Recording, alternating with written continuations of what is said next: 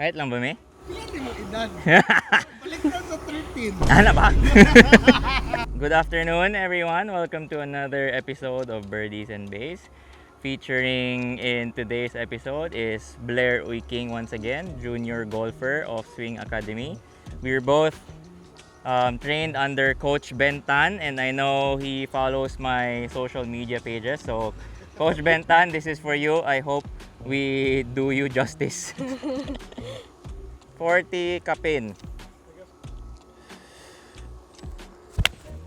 Oh no! Sorry, coach! Outbalance again, which is the number one instruction of coach. One of your fan is like, Ano ba? Dapat i-tilt pa din ako. Uy. Pushed it. Okay, I have a chance. Blair, explain your shot, please. Natural, Miss Blair. Up downhill. I'm gonna use my 56 and make it roll a little bit because it's fast green, so I can make it low ball.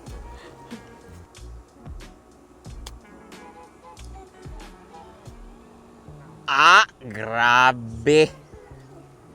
39 feet pero murag 45 feet ni. Go.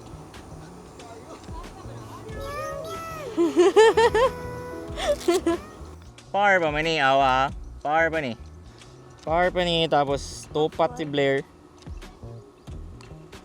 Par. Grabe.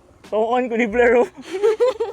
3 putt. Actually, wala man ko ginatudloan ni Ben og putting. Pero bakit kasalanan ko? Parang kasalanan ko. tilde si 31 sa 13.